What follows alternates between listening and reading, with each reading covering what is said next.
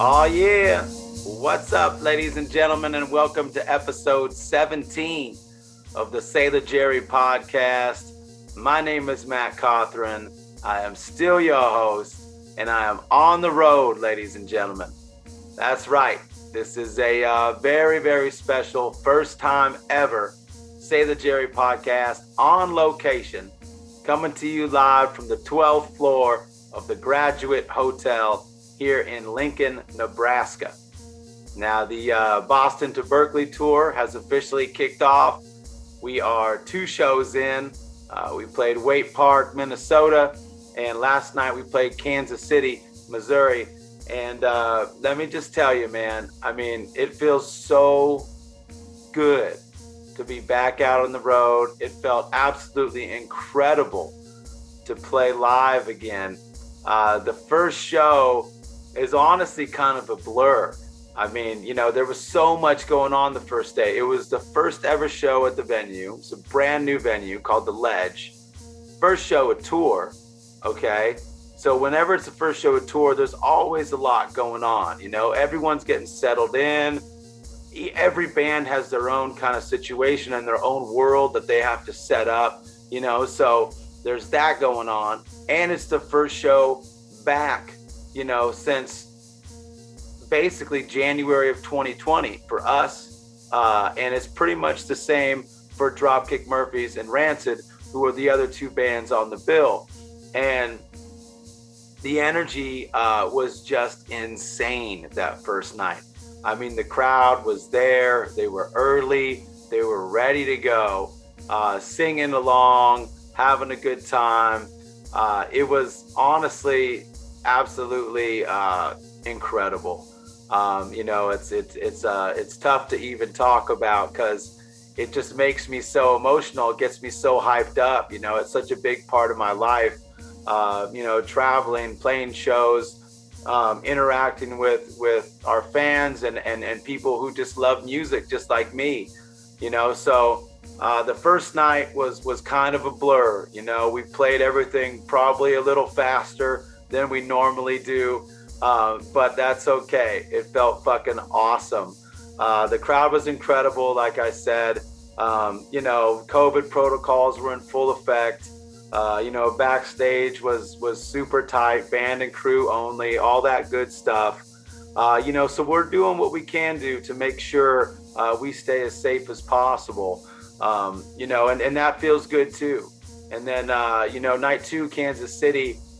You know, Kansas City is, I hesitate to call it a sleeper city because the people who live there, you know, would tell you that, you know, it's not a sleeper city. It's just a fucking awesome city.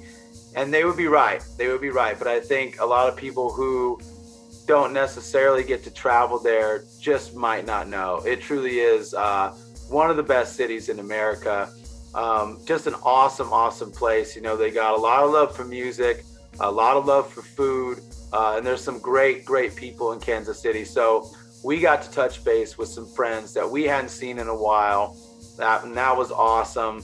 The show was absolutely insane. Big outdoor venue downtown called Grinders. And I feel like, I know we played a lot better the second night, you know.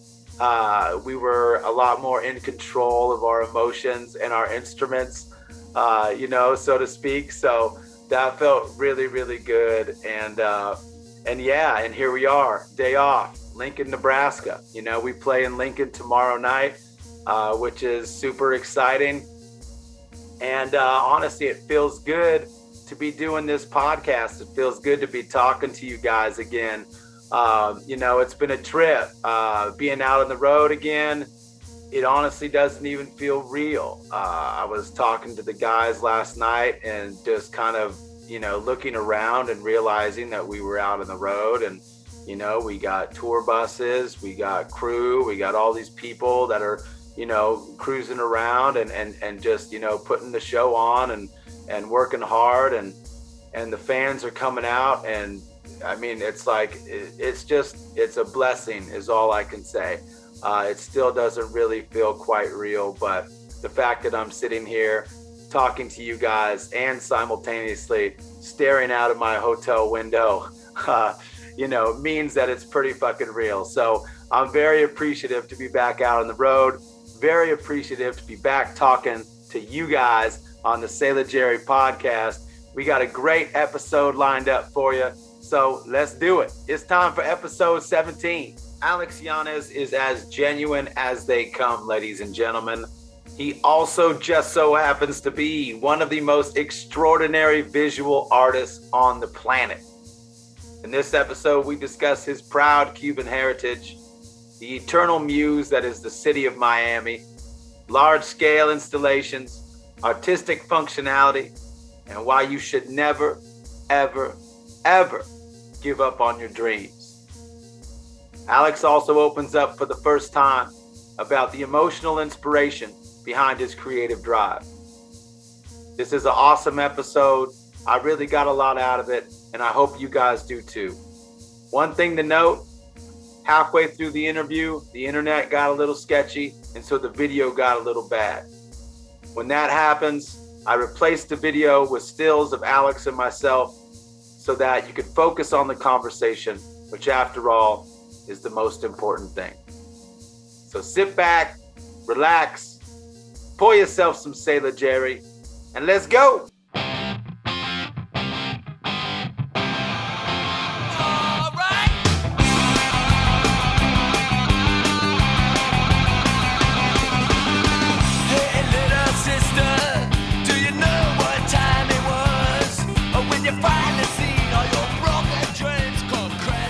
What's up, Matt? Hey, yo, what up, Alex? How are you, brother? Good, man. How you doing? Dude, look at this. I'm on tour right now. It's the first night of tour. I'm in like an engine room. Look at That's great, man. It looks like you're in a submarine. Yes. It feels like I'm in a submarine too, man. How are you? You doing good? Yeah, man. I'm good. I'm here I'm in my garage. Basically, I spent a lot of time working in here last year. I have like a big warehouse studio where I make like the installations and stuff and the bigger projects with like a full wood shop. But this last year, all my big projects were pretty much put on hold, and I got to do a lot of reflecting in my garage, I guess. Yeah, didn't we all, man? Does it feel good? Does it feel good to be kind of getting back out? Yeah, man. It felt good. Now Florida's like it's back on fire. So, man, it's crazy down here, and I don't know, man. I'm vaccinated, and my wife, because we got our 3 little girls, and 5 years ago I bought the house right behind my mom and dad. So I have my parents have a gate in the fence, and my kids can go back and forth, and it's a real nice setup, man. But other than that, I don't know if I'd be living in Miami anymore. As much as I love it here, it's just it's changed, man. I just turned 44 in July, so I pretty much live in the same neighborhood that I grew up in. Damn. So it's like, it's hard to see everything change, man. And, I remember how it was back like in the 90s when I was in high school, and it's a real different place now, man. That sucks, man. I wanted to ask you about that because, you don't really, run into too many, born and raised, Miami motherfuckers like yourself, man, which I think is really fucking cool. And it seems like it's one of those environments that has changed a lot, especially, since if you've been there since you were a kid, and you're Cuban American, right? Yeah, I'm the firstborn in the U.S. My family, my parents, no way. My grandparents immigrated here, which is crazy. My grandfather, he passed away a few years back, but my grandfather came to the U.S. the same age that I am now, with my dad, my aunt, and my 2 uncles and my grandma. So that really, with all this stuff going on in Cuba now, it really hit home because I have this picture of my dad and my grandfather when the day they got here from Cuba, and they escaped the island. My grandmother came with my two uncles and my aunt because they were still minors. My dad was 15, so they wanted to put him in the military. So he and my grandfather had to escape, and they escaped with 20 other people on a boat that was owned by one of my grandfather's friends. And they hightailed it in the middle of the night, ran across the beach, like got shot at, the whole nine, and got out. So it hit home, you know, looking at that photo and realizing that was the age, you know, the age I am now is the age my grandfather was when he came from Cuba. And I couldn't imagine, you know, packing up my wife and my three girls and like leaving home to somewhere foreign. Like I can't even think of that. Couldn't fathom it, you know? So, yeah, you know, on those circumstances, you know, things here aren't that bad at all, man. I have no complaints, man. I'm really grateful that I get to do what I do for a living, man. Just, you know, I'm sure you know that feeling well because, you know, growing up, you get shot down a lot, man, on these artistic paths, and you got to jump a lot of hurdles, man. You got to pick yourself up a lot, you know? So, yeah, absolutely, man. But you're right, though. It's incredible that you have that family history to not only be insanely proud of, but to use as like, you know, a bigger perspective, you know? Oh, yeah. Like, sure thing, man. I mean, that's, you know, the reason that I get to do what I am today is because my grandfather made that choice to leave. That's, for me, you know, one of the things that really fuels me. You know, I relate a lot to you because punk rock and like the hardcore scene and skateboarding, all that tattoo culture, that's been a huge influence for me. And it's kind of the friends that I met in those scenes are the ones that inspired me the most to follow my dream. You know, I played sports in high school. You know, I was a football jock, but I wasn't really a jock because I was an art nerd at the same time, like in the Art Honor Society. So like my artsy friends thought I was a jock and my jock friends thought I was an art nerd. And I never fit in, man. And then like I got into skateboarding, and my next door neighbor at the time, we're talking like 1987, his older brother, Chad, who I'm still friends with to this day, is the one that turned me on to like skateboarding and the Sex Pistols. And he had a mohawk, and it was like, whoa, shit, man. Like my mind was blown, you know? And I owe a lot of my artistic path to skateboarding 100%. Cause that was the thing back when I was a kid, you know, like the graphics on the bottom of the skateboards. And my dad would take me to the skate shop, and I would just spend all this time looking at the graphics. And, you know, as a kid, I was like 12 years old, 11 when I got into skating. And I didn't know that was like silk screen. You know, you just see these graphics and you know somebody drew them because they all got signatures on them. And I've always like that sparked something in me. And my style to this day is like very reminiscent of skateboard graphics and that real like clean and precise line work. And skating for me, I turned in a Thrasher magazine. They had like a $5. You'd cut out this ad and fill it out, and you'd send in a $5 bill in the mail, and then they'd mail you a blueprint for a launch ramp. And I did that. Yeah. And I built it. My dad was he retired a few years back, but my dad was a regional manager for a big tool company. So I had a garage like full of tools, and my dad and my grandfather were real handy. So I grew up watching them do like home improvement projects and stuff on their days off. And I had all these tools at my disposal. And when that launch ramp blueprint came, I was like, oh man, it's on. And like, I built the first one with my dad. And then from there, it was like, he's, you know, slowly started letting me use like the jigsaw and stuff on my own. Yeah. And we started building, we didn't have skate parks in Miami at the time. So my buddies and I we had a Home Depot close to the house. And they had a pile of like old warped scrap wood in the back, and we just take it. And we started building little ramps and ollie boxes. And then we started taking like our old trucks and wheels, and we would mount them to the sides of the ramps. And then in the summer when school was out, we'd roll them like 3 blocks to the elementary school and set them up like all around the flagpole and make like a mini skate park, you know, and we'd skate there and like play music and skate. And we'd have the best summers, man. It was like, you know, my like Stand By Me days, you know? And yeah, man, it's like, yo, be home before dark and you're good, you know? And like, that was how I spent my summers, man, drinking water out of like random people's hoses in their yards, you know? Like, yeah, no worries, man. And that was, you know, for me, the beginning of all of it, you know, and I remember it like it was yesterday.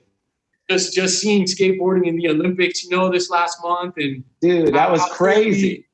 Yeah, dude, like how quick things change, man, and how quick these like really subculture genres that like we grew up that were almost you know, were almost shunned in a way are now fully accepted, you know, and graffiti and like all of it now is cool, you know. Yeah. How do you feel about that stuff?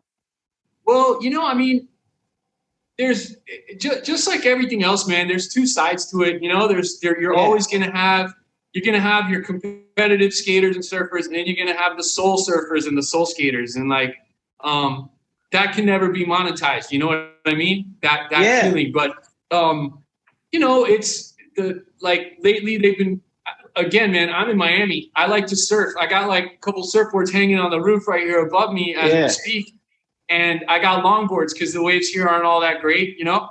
But I do get to go and take surf trips and go up coast and stuff. And like now they're building these wave pools, and it's a fully controlled environment. Yeah. And I think for a guy in Miami, that's kind of cool because you're able to go and surf, you know. But yeah, I you know, a lot of surfers now that it's like a fully controlled environment and there's no real like, I mean, yeah, I guess it's street skating in the Olympics, but it's a park, you know. They're not just freestyling down the street like Mark Gonzalez trying to like ollie curves and you know. So but I loved watching it, man. I fully relate to it, you know. I think it's more real than the basketball games in the Olympics, you know. Yeah, for sure. I think anything like that, it's like you're saying, there's always going to be, at least, you know, I would hope that there's always going to be an anchor to the root of what the sport is all about, what the culture is all about, because there's always going to be people that are carrying that torch and are never going to want to do things for, you know, monetary purposes, or not, you know, not that money's bad, but just like, I should just say, you know, reasons that are kind of, you know, untrue to the core of what it's all about, you know? So I do think that that's a good point. It's like, you know, let the Tony Albas go be the Tony Albas, you know, you know, let the soul surfers be the soul surfers. Let Nyjah be Nyjah. Let everyone do it, and just let the sport grow. You know. Yeah, man. Hey, you know, Tony Alba's a hell of an inspiration, man. He's still skating, you know, and I'm not too far away from being his age, you know. Even though in my mind I'm still like 25, it's creeping up real quick, you know. But it's crazy, man. I know I'm 42 myself, and it's so funny because I remember like it was yesterday when my dad turned 40, dude. Like I thought he was so fucking old. I thought he was so old, dude. And we went to Hallmark cards and got him all this over the hill shit and like, you know, all that stupid stuff they used to sell back then. And it was so funny. And it's like, I turned 40 and I still feel like, you know, 20, 25, whatever. And it's all good. But it's so funny to be like actually at that age now and be like, fuck, man, I don't feel old. You know, I don't, I feel even better now than I've probably ever felt in my life. Cause I figure like you know what you're doing now as a human being for the most part, you know? Yeah, there's stability and, you know, and you're further away from having to pay dues, man. And that's the most tiring aspect of it all. And, you know, I 100% relate to what you're saying. And you know, I'm one of the lucky ones that it worked out for. And, but, you know, that's one thing my dad told me. He's like, well, you know, if you want to be an artist, then you got to work every day like it's your job. And I should have that like tattooed on me, you know, work every day like it's your job, because I've stuck by that, man. The last, you know, I've been full-time artist now for 17 years, and I've stuck to that, man. You know, I don't have like that luxury of like waiting until I feel inspired or some kind of creative spark to make something. Like I'm always making stuff, and I've always got these ideas, and they kind of like, sometimes they come to me like in my sleep, and I meditate a lot, and a lot of the ideas come to me like through that. And I have a hard time just keeping track of all of them, you know, sketching them down and making sure I don't forget them. And then just like, I'll work on, I work on like 4 or 5 pieces at a time. And that way, like, I'm never waiting for paint to dry, you know? So it's like a never ending, I figure like my whole life is just one big project. It's not really piece by piece. And I see the work evolve from what it was to what it is now. It's like, it's constantly evolving, like me as a human, you know? Man, that's so cool. And yeah, it's definitely something that you can see in your work, man, because your output is absolutely crazy, and your work just continues to evolve and evolve and evolve. And it's so creative, man. Like the good times behind you. I saw you posted about that. You've been doing like, I've seen you do like little boom boxes and stuff like that here before. Yeah. And then you did the that arcade game housing. That was super cool. And it seems like functionality in design and stuff like that is like a direction that you're looking to go in the future for the evolution of your work. Is that something that's true? Yeah, definitely, man. I mean, it just kind of goes hand in hand with building these structures and things that I like to do. And you know, when I was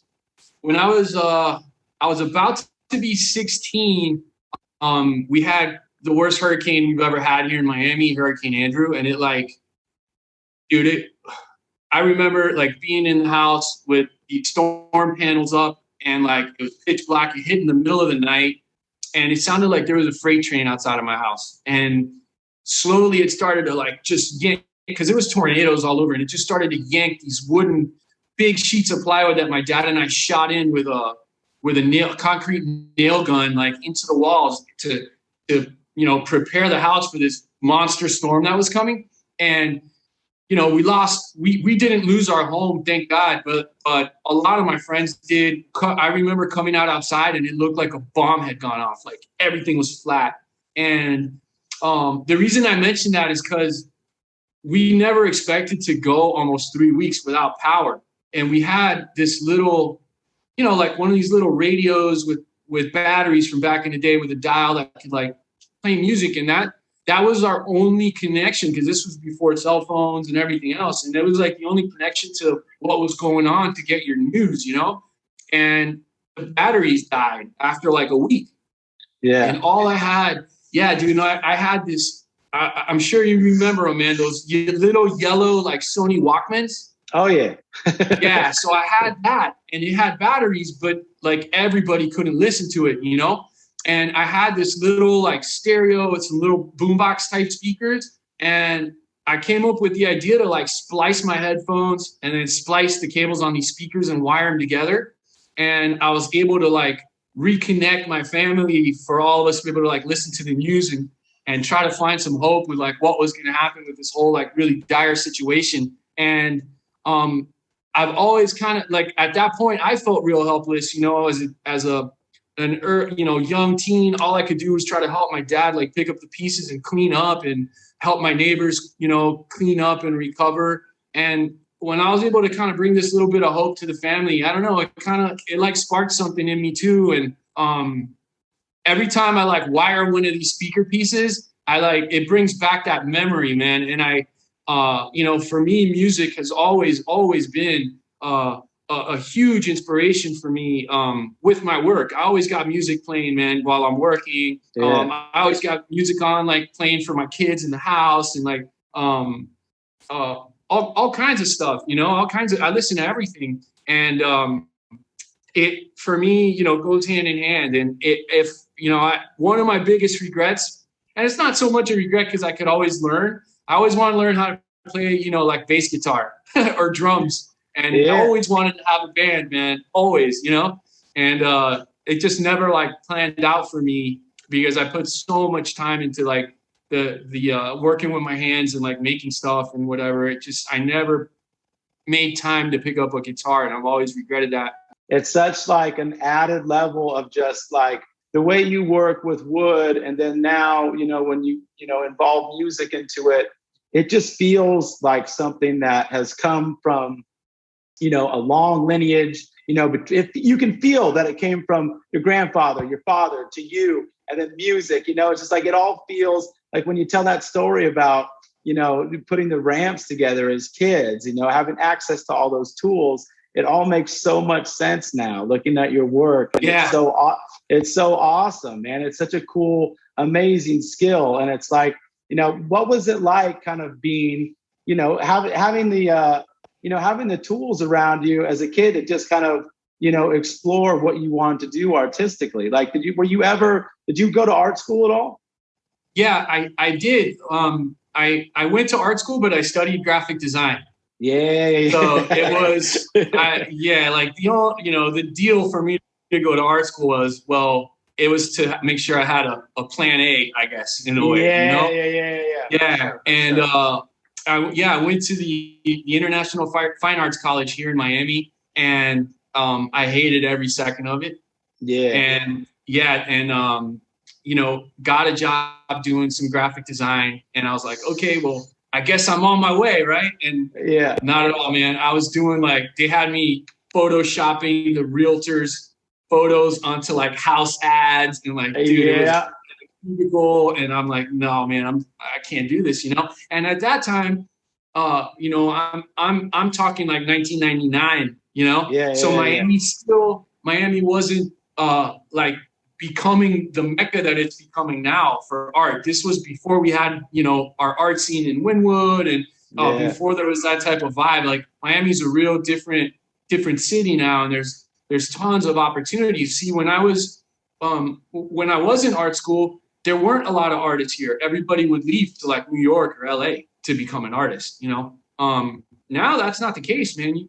There's tons of artists down here now. I don't know if it's it just started to happen once Exit from the Gift Shop came out. A lot of people I felt like a lot of people started to become artists, but at the same time we had Wynwood popping off down here, and murals going up, and an art scene and galleries, and it was the perfect time for me to be doing what I was doing. I had a studio. So long story short, man, I dropped out of art school and started to kind of develop what I wanted to do. And that was when I had that talk with my dad, and I was like, Dad, I want to be an artist, And he's like, so you're going to make paintings? What are you going to do? And I'm like, well, sort of, not like that, I want to build, and I want to have sculptures, paintings.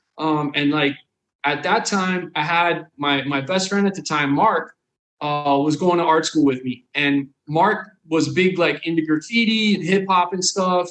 And he and I met at school, and he ended up living a couple blocks from my crib. So we just started hanging out, and, we'd get a 12-pack, put some music on, and just make stuff. And he'd come over and make stuff at my house. I'd go make stuff. His dad was an artist, so he had a really cool studio at his house. And I'd go work at his crib, and early 20s, man. And that's what we were doing, just making art, partying, trying to meet girls, what I mean? Typical stuff like that, having a good time. And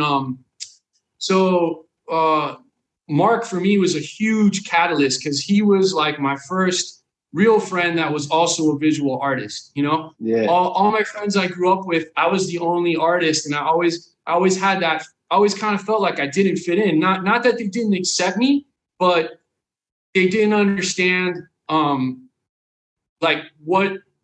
why I needed to spend 8 hours in my room working on this drawing. Why would you want to do that, right?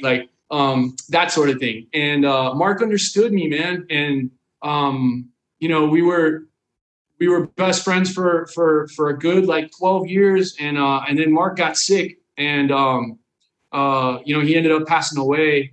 And it kind of takes this dark turn in a way.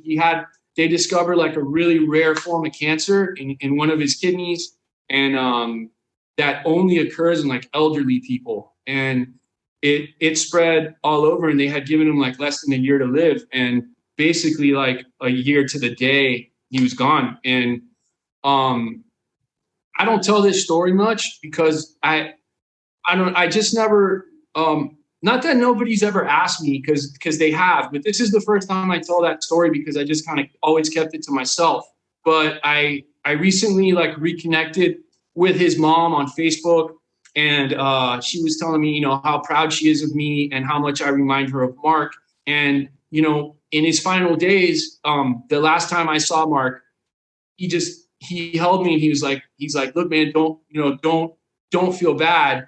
You know, I want this to be over because I can't stay this way. Right. Cause he was in just so much pain. And, he's like, promise me that you'll never quit, you know? And dude, I'm not I'm not religious really. I'm a bit spiritual, you know, I believe in a higher power, whatever it may be that, you know, makes things go round. And I can tell you, dude, there's been a couple of times when I've been like stressed out or stuck on some project, and like I've felt like his presence there with me. Not like he talks to me or anything, but like I've felt like he was there, like, yo, dude, I'm here. Like, and I've always felt like a lot of the things that have happened in my career, like I've never attempted to will myself into a situation or like, you know, talk my way into like a project or chase it, you know. I've always done it real organically, where I always believe like, hey, if I do the work, then that's all I can do and it'll work out somehow. Right. And that's been the way that I've like gotten over a lot of the hurdles and the ups and downs. And, you know, that's what's driven me, man. Like I always felt like I had to do this, not just for me, but also for him. And that's what still till this day, man, you know, it's been 13 years that he's been gone. And, I still, you know, I get up every day and I work, dude. Like, it's driven me, you know, that did something to me. You know, I never lost anybody that close to me, let alone my best friend. And, you know, who shared the same dream with me. So it's always been like, man, what if he was still around? What kind of shit would we be doing right now? You know? Yeah, man, I understand that completely. And, you know, I appreciate you sharing that story, man. You know, it's wild how some people, you know, their time here is so heartbreakingly short, but it's like, you know, the impact that they leave, you know, and that was left with you is something that motivates you daily and that you can feel, you know, in your heart and honestly, you can feel in your work. You know, I think everything you do is so, like you said, it is so organic. Like it just feels like you know, you do what you want and you don't have to really, you know, play by any, you know, rules that you don't want to play by because, you know, you're doing it for all the right reasons. You know what I mean? When I lost my buddy, my wife was pregnant with our first child all at the same time. And it was like, so like my buddy passed away and then I had my first daughter like 2 weeks after that. And, it was, I guess, perfect timing, you know, for, cause I had like, I lost something, but then I gained like this unimaginable love into my life all at the same time.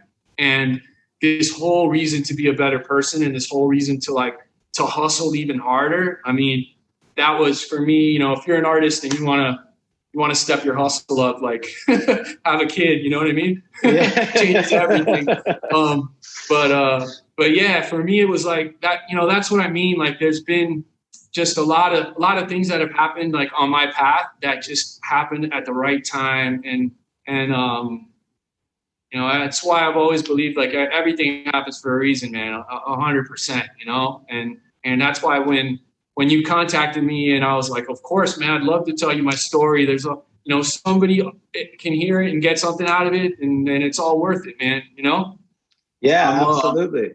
Yeah, man, I'm always like when we were going back to talking about like the soul skaters and the soul surfers, like I'm definitely a soul artist. You know, I've encountered a lot of artists, you know, good and bad in a way. You know, there's some that are real and there's some that are not, man, just like everything else. You know, I make art because it's like a passion thing. Like I got to do it. It's like I go on vacation for like a week every year and we go down to the Florida Keys with my wife and my kids. And that's like the 1 week a year that I don't work on anything, you know, I just like disconnect.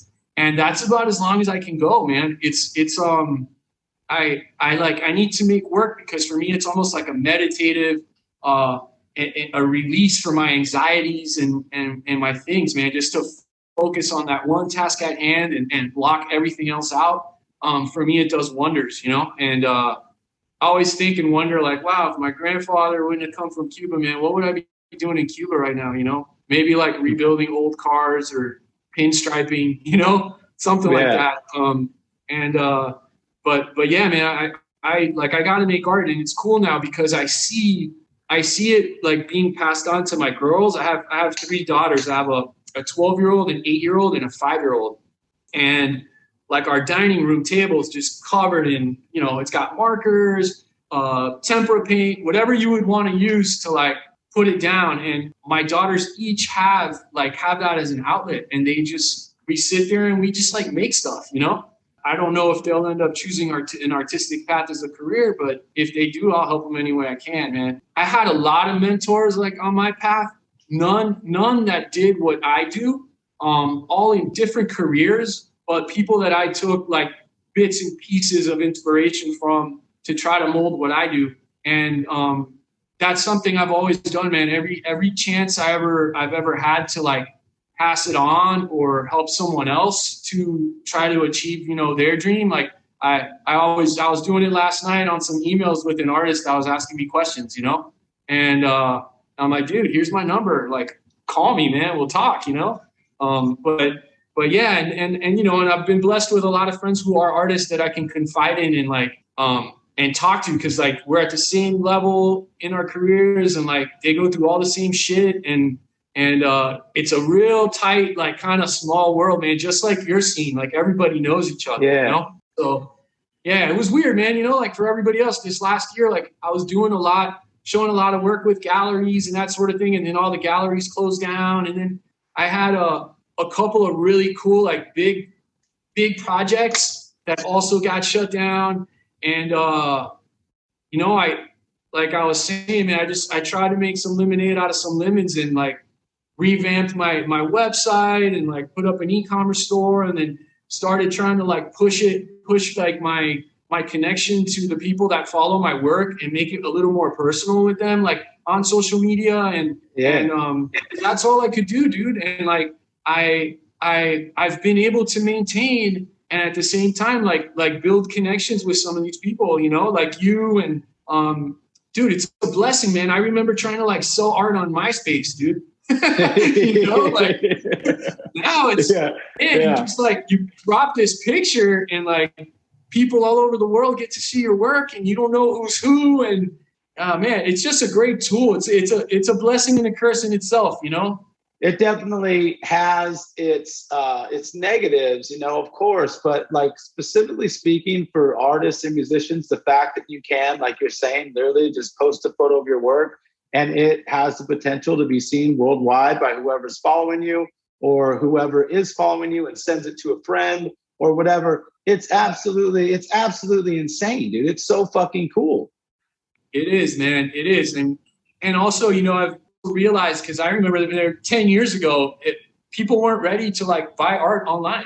It's still, people still want to like see it in person first. But now everyone's kind of grown accustomed to it, man. And you really can connect with your audience and the people out there that really want to support you. And I've been lucky, man. I don't have like, I don't really have like any haters when it comes to that. You know, my work's very straightforward. I'm not, you know, I got a ton of opinions, but they're nobody's business. You know what I'm saying? So I just kind of like, I keep it so that it's all about my art and nothing else, you know? These days, everybody's got an opinion about something, man. And I don't know. I keep it old school with all of that, you know?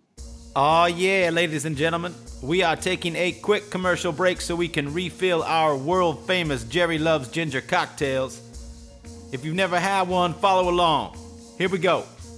1 part Sailor Jerry spiced rum, 3 parts ginger beer. That's it. You add the Sailor Jerry to an empty rocks glass, you fill it with ice, top it with ginger beer, and garnish it with lime, or if you're feeling fancy, some candied ginger. That's it. Now back to the show. It's crazy because we've done a lot of touring in Florida, but we've only ever played Miami maybe twice. Once was on Warped Tour, and it was like, that's not ever really like a real show. And like, honestly, I've always felt a calling to Miami, and I've never fully gotten to explore it. And one of these days, I really want to get down there and maybe spend like a week and check out all the history, all the old crazy shit. I know a guy that would love to show you around down here, man. Yeah, that'd be cool, man. Yeah, when you get down here, you know who to call. When I have my art in a gallery or like a group show, I'm always like the dude from Miami, It's definitely, engraved into who I am and woven into like the fabric of my being, just growing up here, surrounded by like sunshine and palm trees and the ocean. Yeah, hell yeah, man. Hell yeah. Last show I went to before the pandemic was, I got to see the Rolling Stones, man. What? At the Hard Rock. Yeah, that was my last show, and I don't know. So far, it looks like it might have been the Rolling Stones' last show. Who knows? I know, man. Hopefully, Charlie Watts is okay. But yeah, dude, that's crazy, dude. The Hard Rock's a pretty badass stadium, dude. That's pretty cool. Yeah. So I miss going to shows, man. I catch every concert I can go to down here, and back in the 90s, and I sound old saying it, but it was like, I graduated high school in 95, right? But that was like a really cool era for music, because it was like when Warped Tour started, Lollapalooza. I got to see Nirvana at Bayfront Park, and for like their In Utero tour, and I that's a show that like I've always felt real grateful that I got to see them, and saw the Beastie Boys like at the Cameo Theater. It was a time when like a lot of cool bands and shit would come down here, and now it's like Miami's just more of like the big thing down here is like the EDM scene and like reggaeton and stuff, and I feel like a lot of bands don't really come down to Miami that much anymore, And we're also lacking like venues like that. Like Revolution's the closest one. We had like Churchill's Pub down here is where like all the hardcore scene was, and now that's under like a bunch of legal battles and stuff, and they don't know if it'll reopen. And so Miami's like needs a cool rock venue, Yeah, cool rock venue or like like a warehouse space or art space or something, because there's so many of those throughout Florida. Honestly, like there's so many just little like pop-up warehouses or little art spots that throw shows. Like some of the earliest shows we did down in Florida with the Circle Jerks and GBH, it was like 90% of that. It was like warehouse shows that were absolutely like the hottest, most humid, most like awesome experiences. And afterwards, everyone's like breaking into hotel pools and going swimming till 2, 3 in the morning. It was the fucking best. Yeah, man. I'm like, I've had this idea to build like some of my sculptures just like big, man, for a stage that are basically amps. Yeah. It'd be cool, and you guys could just plug into it and play a whole show out of it.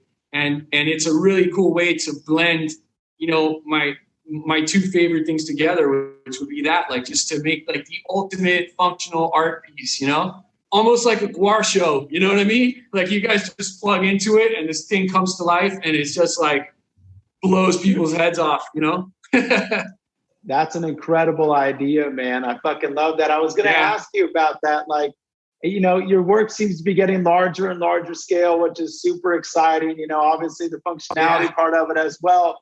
Like, have you ever done like a full, like all encompassing type of installation because you do a lot of like jungle themes and stuff like that, to where you could honestly, you got speakers in there. You could create like an entire environment people walk into and just be completely submerged by your work. Have you thought about doing stuff like that? Have you already done something like that? Yeah, almost last year, but it didn't happen because they canceled Art Basel.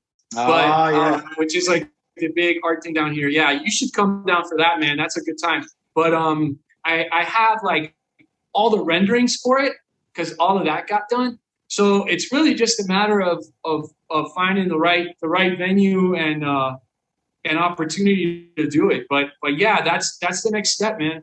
Working on something like that. I've been one of the good things that kind of came out of a whole quarantine ordeal is that I started dabbling like a little bit into public art and applying for like some of these big projects there. And I'm actually doing a big 2-wall installation in a middle school in Queens. Yeah, in August of not this year, next year. It's a year away from the installation, but I'm doing this like mega install, and it's gonna outlive me. It has to last for 150 years. It's crazy. So it's like part of the public art collection for all the schools in New York. Wow, man! Congratulations, bro. That's fucking huge. Yeah, so I'm working on that, man. I just wrapped up a really cool one down here in Miami for Spotify. So it was like my first large scale project back after last year, and I got to design and build, which was cool, man, because they gave me no direction. So I was able to look for the best projects, man, because I feel that, you know, we got to make a living as artists, but as long as, you know, you stay true to what you do and you don't cut your style for anybody, you know, you do your thing, it's okay, man. We all got to eat, you know, but so I got to do their conference room at their new headquarters in Miami.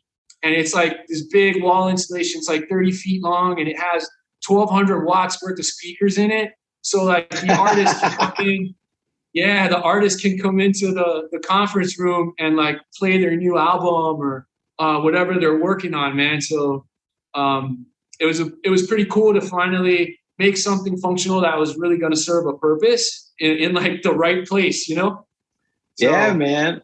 Yeah, it's building. It's, you know, things started coming back, and then now it's back on fire in a way. So I don't know what the rest of this year holds, man. I'm just making a ton of work, so I have it. You know, that's all I can do, man. Do the work. You know. Yeah, that's it, man. I mean, I'm in the same boat, dude. We started this tour literally today.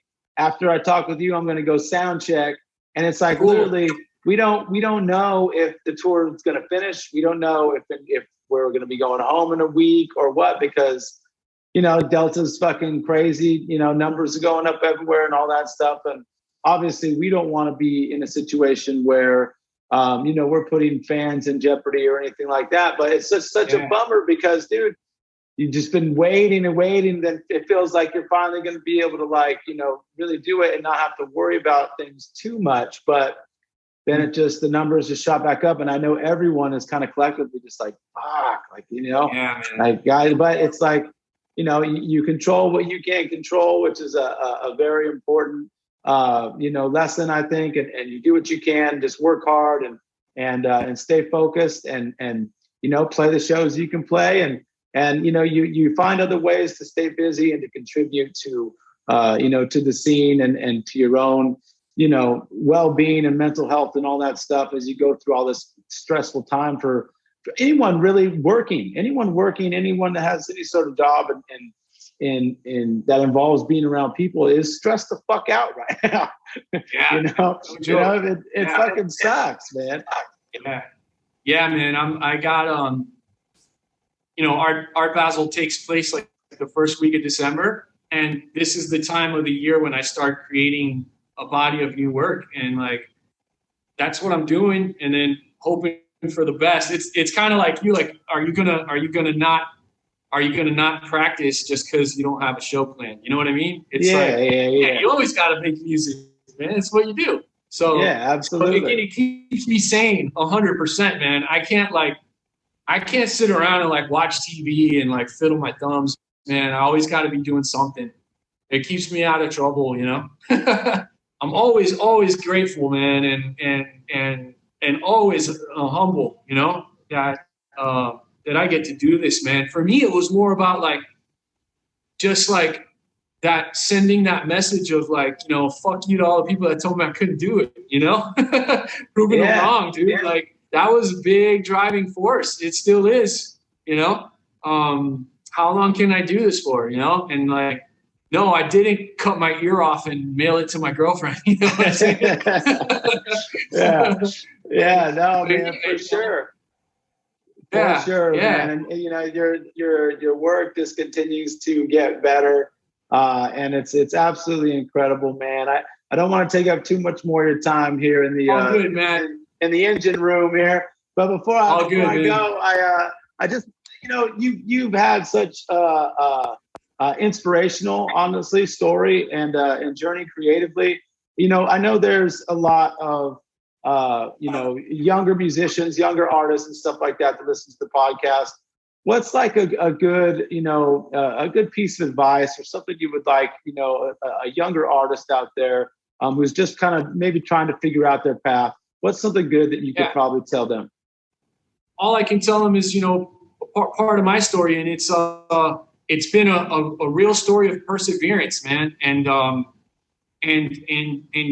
like I had said, being able to pick yourself up, it doesn't come easy, man. I don't know anyone that it's come easy for. I have seen, you know, a lot of artists, including some that I tried to help, that, you know, thought that maybe like willing themselves into situations or trying to ride other people's coattails to see what they could get from them. That's never the way, you know. The only way is just busting your ass and hard work, man. Hard work and never quitting.